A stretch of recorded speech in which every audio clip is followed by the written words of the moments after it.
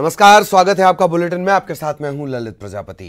CM Shivraj आज से प्रचार का आगाज करने वाले हैं। आज वो 2 विधानसभा क्षेत्रों में जनसंपर्क अभियान की शुरुआत करेंगे। सांची और सुर्खी विधानसभा का वो दौरा करेंगे।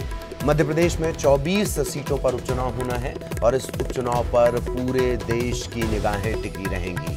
बेहद महत्वपूर्ण ये उपचुनाव है और यही वजह है कि शिवराज सिंह चौहान कोई कसर नहीं छोड़ना चाहते। आज से वो प्रचार का आगाज करेंगे। 2 विधानसभा में उनके जनसंपर्क अभियान की आज से शुरुआत होनी है। सांची और सुर्खी विधानसभा क्षेत्र का दौरा करेंगे सीएम शिवराज।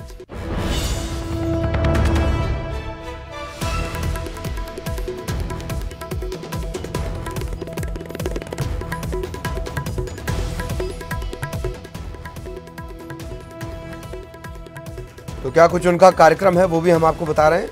तकरीबन 11:20 पर भोपाल स्टेट हैंगर, यहां से रायसेन के लिए रवानगी 11:30 बजे। 12 बजे रायसेन के बेजाखेड़ा पहुंचेंगे। 1:30 बजे 1:35 पर सागर के लिए वो रवाना होंगे। 2:05 पर दोपहर सागर के बासा गांव पहुंचेंगे। 3:30 बजे के बाद यानी 3:50 पर बासा से वो भोपाल के लिए वापस रवाना हो जाएंगे। 4:45 पर भोपाल स्टेट हैंगर और 5:20 पर मंत्रालय पहुंचेंगे। शाम 6 बजे कोरोना को लेकर समीक्षा बैठक भी होनी है। सहयोगी पूजा इस वक्त हमारे साथ जुड़ी हुई है, सीधे आपको लिए चलेंगे। पूजा, आज से एक तरीके से माना जाए, हालांकि शुरुआत तो काफी पहले से हो गई, लेकिन एक शुरुआत अगर जमीन पर जाकर कही जाए तो आज से उसकी शुरुआत हो जाएगी प्रचार की। सीएम शिवराज करेंगे। बिल्कुल ललित, आज से बिल्कुल कह सकते हैं कि शुरुआत पहले से हो चुकी है, लेकिन आज फिर एक अभियान को सिलसिलेवार कड़ी से जोड़ा जा रहा है, जिसके तहत मुख्यमंत्री शिवराज सिंह चौहान आज सागर और रायसेन की गांवों को संबोधित करते हुए नजर आएंगे। वहां पर वो जनसंपर्क अभियान की शुरुआत करेंगे। जगह जगह गाँव में जा करके एक तरह से कह सकते हैं कि उपचुनाव के मद्देनजर प्रचार प्रसार भी किया जा रहा है और साथ ही साथ केंद्रीय सरकार के 2 साल पूरे हो गए हैं, तो कह सकते हैं कि बीजेपी ने क्या कुछ खास किया है, इस बात को भी जनता के सामने रखने की एक तरीके से कह सकते हैं कोशिश की जा रही है।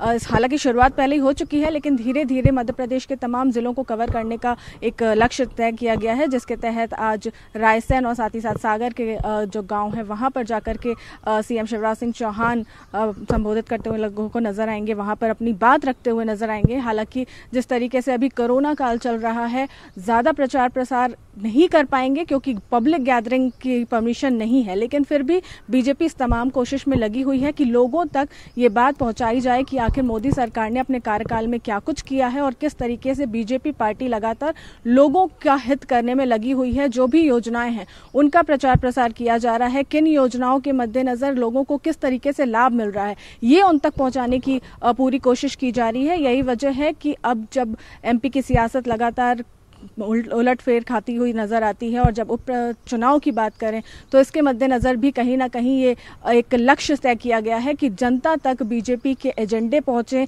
किस तरीके से जनता को लाभ देना है इस बात को जनता जाने और उनके दिमाग में ये एक माइंडसेट हो जाए कि बीजेपी पार्टी किस तरीके से प्रदेश की जनता के हित के लिए काम कर रही है। इन तमाम चीजों को ध्यान में रखकर इस तरीके की अभियान की शुरुआत की गई है और ये अभियान लगातार कड़ीवार स्थिति में चलता जा रहा है, जिसके तहत मध्य प्रदेश के अलग अलग गांव में जाकर के मुख्यमंत्री शिवराज सिंह चौहान खुद जनता से जुड़ने की कोशिश कर रहे हैं और उन तक पार्टी के एजेंडे को पहुंचाने की कोशिश कर रहे हैं। जी ललित। चलिए पूजा, आप लगातार हमारे साथ बने रहेगा। बहुत बहुत शुक्रिया इस खबर के लिए। धर्म स्थलों को लेकर भी हम पूजा से अभी चर्चा करेंगे। अगली वही खबर है, बड़ी महत्वपूर्ण है। आज से धर्मस्थल खुलने वाले हैं 22 मार्च के बाद। हालांकि कुछ एक जगह 20 तारीख से ही इन्हें बंद कर दिया गया था, तो अब आज से ये धर्मस्थल खुलेंगे। मंदिरों में प्रसाद नारियल नहीं चढ़ा पाएंगे भक्त। संक्रमण को देखते हुए मूर्ति और धार्मिक ग्रंथों को छूने की अनुमति भी नहीं रहेगी। मंदिर में प्रसाद या किसी तरह का छिड़काव, चरणामृत, इसका वितरण भी नहीं किया जाएगा। एहतियात बरतनी बेहद जरूरी है। श्रद्धालु फूल, नारियल, अगरबत्ती, चादर, चुनरी नहीं चढ़ा पाएंगे। और गुरुद्वारे में गुरुवाणी की अनुमति नहीं है। चर्च में कैरोल सिंगिंग की भी अनुमति नहीं मिली है। धर्मस्थल परिसर में किसी भी प्रकार का आयोजन नहीं होगा। सोशल डिस्टेंसिंग और मास्क रखना अनिवार्य होगा। मंदिरों के खुलने से पहले तैयारियां पूरी कर दी गई हैं। पूजा लगातार हमारे साथ जुड़ी हुई है। एक बार फिर सहयोगी पूजा का रुख करेंगे। पूजा, ये तमाम जिम्मेदारियां दी गई हैं, ये तमाम जिम्मेदारियां तय कर दी गई हैं, क्या इंतजाम आपको नजर आते हैं? और अगर वायलेशन होता है, लॉकडाउन का उल्लंघन होता है, तो क्या सख्ती भी बरती जाएगी? पूजा।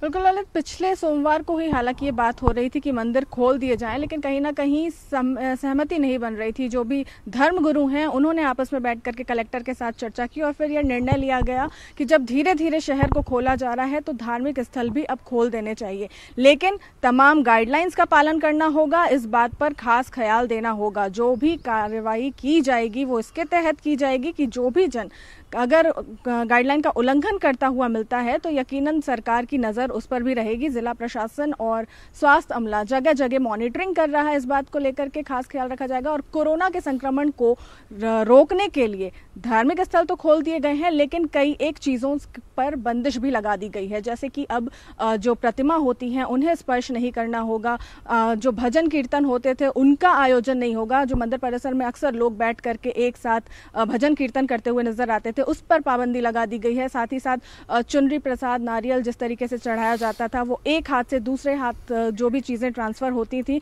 इससे भी कहीं ना कहीं इन्फेक्शन ट्रांसमिशन का खतरा बढ़ सकता है। इस बात पर खास ख्याल रखते हुए इन सब चीजों पर पाबंदी लगाई गई है। साथ ही साथ जो मंदिर के संचालक होंगे उन्हें इस बात का खास ख्याल रखना होगा कि सैनिटाइजर का और पूरी तरीके से जो स्वच्छता है उसका ध्यान उन्हें रखना होगा। और जो भी भक्त आएंगे वो एक गाइडलाइन का पालन करते हुए ये सैनिटाइजर वाली बात मैं फिर से आपसे इसलिए पूछ रहा हूं कि पीछे कुछ दिनों में एक संगठन था, तो अचानक से दरअसल सनातन बहुत संकट में आ जाता है, तो सैनिटाइजर रखना कंपलसरी है अभी भी? देखिए, जो भी गाइडलाइन बनी है उसके तहत दो चीज़ों का पालन अवश्य तौर पर करना बताया जा रहा है। पहला एक सैनिटाइजर का प्रबंध और दूसरा मास्क। ये जो मंदिर संचालक होंगे उन्हीं की जिम्मेदारी होगी कि आप लोगों को कैसे सैनिटाइज कर रहे हैं। ये सैनिटाइजर के थ्रू दे रहे हैं या फिर पानी की भरपूर व्यवस्था आपने की है कि वो हाथ धो करके अंदर जाए। यानी कुल मिलाकर के कह सकते हैं एंट्री तभी मिलेगी जब आप अपने हाथ धो लेंगे या सैनिटाइज कर लेंगे, उसके बाद ही प्रवेश मिलेगा। और इसमें भी खास बात ये रहेगी कि आपको प्रवेश लेते समय सोशल डिस्टेंसिंग का खास ख्याल रखना होगा। जो मंदिर संचालक के वॉलंटियर्स होंगे वो इस बात पर खास ख्याल रखेंगे कि आप जब भी एंट्री ले रहे हैं तो मास्क आपके साथ हो, आप सोशल डिस्टेंसिंग मेंटेन करें। और इस बात का भी खास ख्याल रखेंगे कि जो सीनियर सिटीजन्स हैं, 65 साल से ज्यादा के बुजुर्ग हैं और 10 साल से कम तक के बच्चे हैं, इनको भी एंट्री कहीं ना कहीं कह सकते हैं कि घर से ना निकलने की समझाइश दी जा रही है कि वो ना निकले तो ज्यादा बेहतर होगा। इस तमाम गाइडलाइन का पालन करते हुए वाकई तमाम गाइडलाइंस का पालन करते हुए अगर लोग निकलें तो भक्त और भगवान के बीच फिर किसी तरह की कोई दीवार की जरूरत भी नहीं। बहुत बहुत शुक्रिया आपका पूजा इस तमाम जानकारी के लिए। ब्यूरोक्रेसी की बात करेंगे। मध्य प्रदेश में 2 IAS का ट्रांसफर हुआ है। टीकमगढ़ की कलेक्टर हर्षिका सिंह, इनका तबादला कर दिया गया है। हर्षिका सिंह को मंडला की जिम्मेदारी दी गई है, मंडला का कलेक्टर इन्हें बनाया गया है। और सुभाष कुमार द्विवेदी, इन्हें दी गई है टीकमगढ़ की जिम्मेदारी। सहयोगी शरद हमारे साथ जुड़े हुए हैं। शरद, एक और सर्जरी, हालांकि पिछली सरकार की रफ्तार से नहीं हो रही है पर फिर भी सर्जरी बहुत तेजी से हो रही है। शरद, देखिए आपने बिल्कुल सही कहा है और लगातार जो तबादले हैं वो हो रहे हैं। और ये जो 2 अधिकारियों की नई पदस्थापना हुई है उसमें दरअसल अगर आपको याद हो तो कुछ दिनों पहले जब IAS अधिकारियों के ट्रांसफर हुए थे तो उसमें जो मंडला जिले के कलेक्टर थे उनको बदल दिया गया था।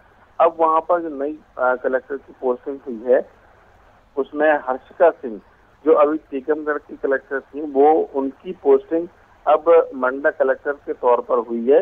वहीं जो टीकमगढ़ के कलेक्टर हैं वो अब सुभाष कुमार द्विवेदी होंगे। तो ये कह सकते हैं कि एक और सर्जरी होगी। हालांकि बहुत छोटी सर्जरी है लेकिन लगातार जो तबादले हैं वो हो रहे हैं। जी हालांकि जैसे कि शरद आप अक्सर बोलते हैं कि सियासत के दौर में सर्जरी छोटी हो या बड़ी, उसके मायने बड़े लंबे चौड़े निकलते हैं। शरद, बहुत शॉर्ट में प्लीज। हाँ बिल्कुल, देखिए सही कहा। और इसके मायने इसलिए भी हैं कि अगर आप याद हो तो इससे पहले जब मंडला कलेक्टर जो वहां पर थे उनको जब हटाया गया था तो उसके पीछे की वजह भी ये मानी गई थी कि उन्होंने उस पहले जब ये एनआरसी आ रहा था तो उसको लेकर उन्होंने कहीं ना कहीं अपना विरोध दर्ज कराया था और फिर ये माना गया कि उनको हटना लगभग तय है। तो जब प्रशासनिक सर्जरी हुई तो उनका तबादला कर दिया गया था। तो इस तरीके के मायने भी कई बार निकलते हैं जो तबादलों की प्रक्रिया में देखने को मिलते हैं। चलिए, बहुत बहुत शुक्रिया शरद इस तमाम जानकारी के लिए। सहयोगी शरद हमारे साथ जुड़े हुए थे। और छोटी सर्जरी है, पर हर छोटी छोटी और हर बड़ी चीज पर लगातार हमारी नजर बनी हुई है।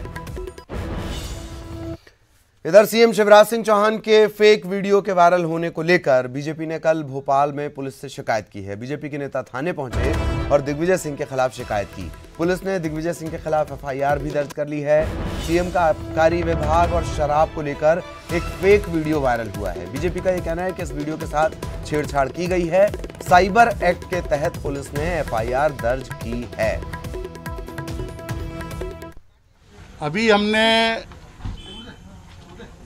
कांग्रेस के नेता श्री दिग्विजय सिंह के खिलाफ अभी जो उन्होंने तोड़ फोड़ करके माननीय शिवराज सिंह जी चौहान के ट्वीट को षड्यंत्र पूर्वक गलत रूप से जनता में प्रेषित किया है, उसकी ओरिजिनल माननीय मुख्यमंत्री शिवराज सिंह चौहान जी का वीडियो और अभी उसमें से जो काट छाट करके गलत वीडियो बनाया, दोनों की कॉपी यहाँ एसपी साउथ को दी है और आग्रह किया है कि दिग्विजय सिंह के खिलाफ आपराधिक प्रकरण दर्ज किया जाए।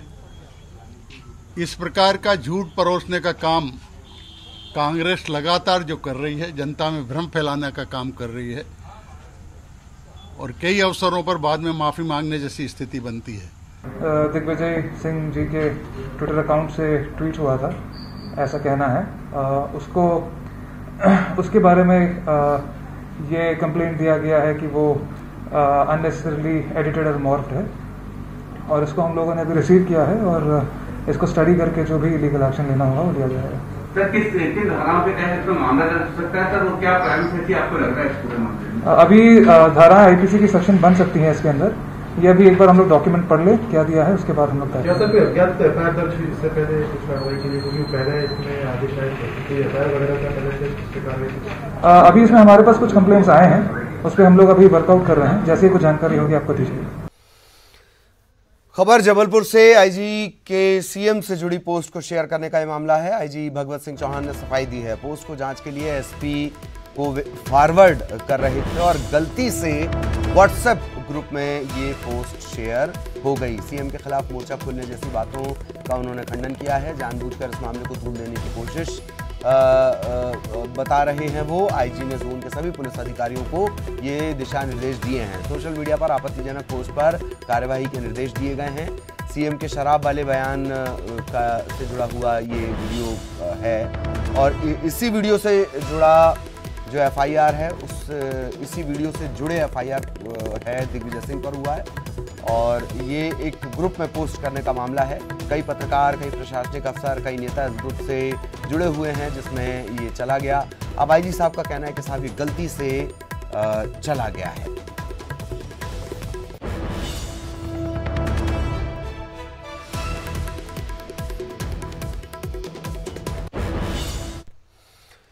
कल नरोत्तम मिश्रा ग्वालियर पहुंचे। पूर्व विधायक मुन्ना लाल गोयल के घर पर गृह मंत्री का स्वागत किया गया, जोरदार स्वागत किया गया। बड़ी संख्या में कांग्रेस के कार्यकर्ताओं ने यहां बीजेपी का दामन भी थामा। नरोत्तम मिश्रा ने बीजेपी में आए लोगों का स्वागत किया।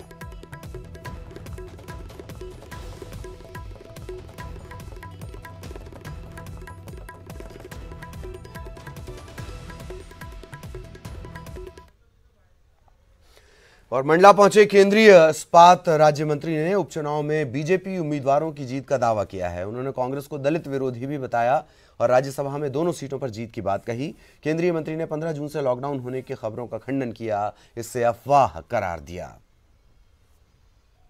भारतीय जनता पार्टी की सरकार बनने के बाद हमारी जो संख्या है उस संख्या को हम पूरा करेंगे। जितना कोरम के लिए जो आवश्यक है उसको पूरा करेंगे। कि फूल सिंह बरैया को जैसे उनने फार्म भराया उसको भरा दिया होता, फिर दिग्विजय सिंह को कोई ज़रूरत नहीं थी। कायदा तो यही कहता है, अगर दलितों के बारे में वो सोचते हैं तो उनको यही तरीका अपनाना था। देखिए ऐसी कोई स्थिति नहीं है ये जरूर है कि कुछ क्षेत्र है, कुछ प्रदेश भी हो सकते हैं जो अलग अलग रीजन से, ये बात सही है कि संक्रमित लोगों की संख्या बढ़ रही है, सही है, परंतु उतना ही एवरेज अगर देखेंगे तो ठीक भी हो रहे हैं। और यहां रुकेंगे एक ब्रेक के लिए।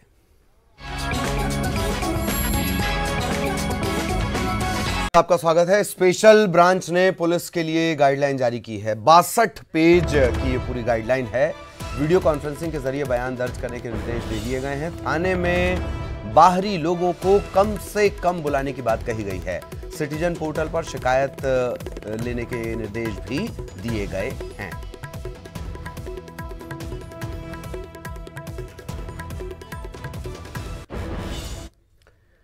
और इंदौर में कोरोना पर लगा है ब्रेक। 24 घंटे में केवल 6 नए केस मिले हैं। हालांकि अब तक जो संक्रमण के मामले हैं यहाँ 4069 मामले हैं सामने आ चुके हैं। 2906 मरीज स्वस्थ भी हुए हैं। मेडिकल बुलेटिन में 4 मरीजों की मौत की पुष्टि की गई है, लेकिन ये सबसे कम मामले। 24 घंटे में केवल 6 नए केस। सहयोगी अरुण इस वक्त हमारे साथ जुड़े हुए हैं। अरुण, कोरोना संकट काल में इंदौर से जितनी भी खबरें आई उसमें सबसे अच्छी खबर यही है।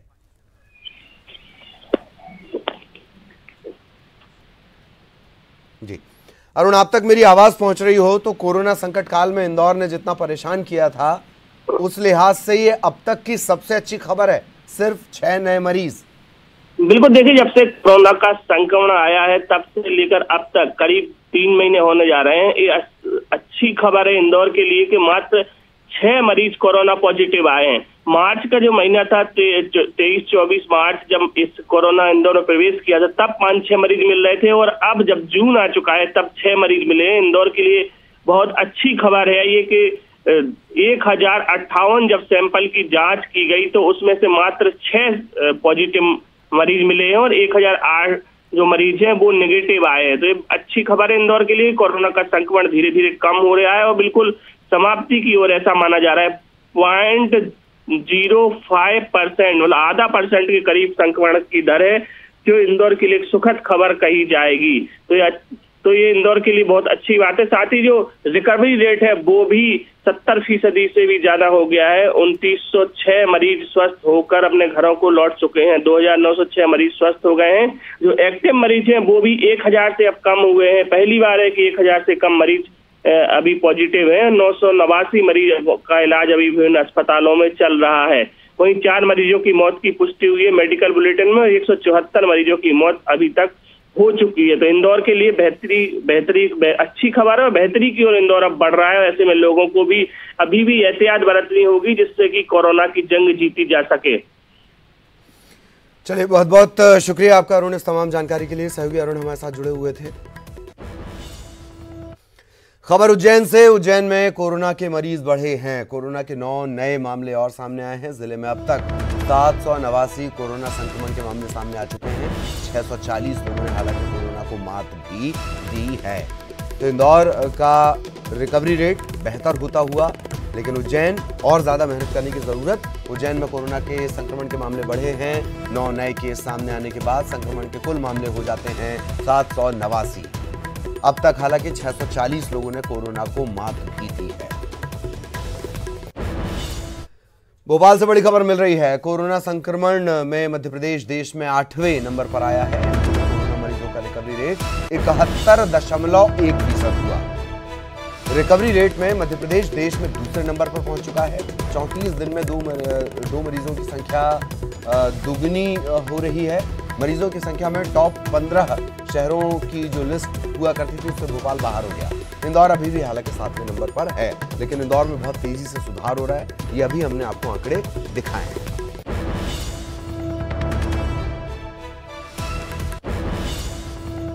दमोह में कांग्रेस के विधायक राहुल सिंह पर सोशल डिस्टेंसिंग का पालन न करने के आरोप लगे हैं। यही नहीं, विधायक बिना मास्क के लोगों के बीच जनसंपर्क कर रहे हैं। दमोह नगर पालिका के वार्ड में विधायक के इस रवैये को लेकर लोग सवाल खड़े कर रहे हैं।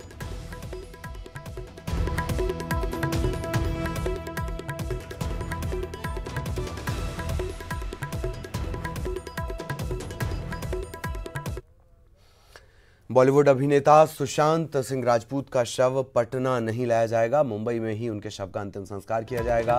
सुशांत के पिता फिलहाल पटना में हैं। सुशांत के भाई और बीजेपी के विधायक नीरज कुमार बबलू देर रात पटना पहुंचे और मुंबई में ही अंतिम संस्कार की बात बताई।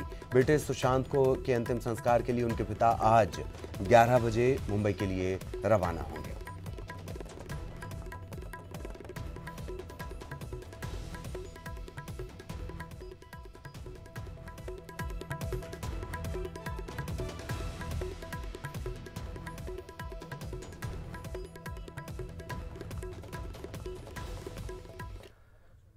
और इसी के साथ इस बुलेटिन में इतना ही। नमस्कार।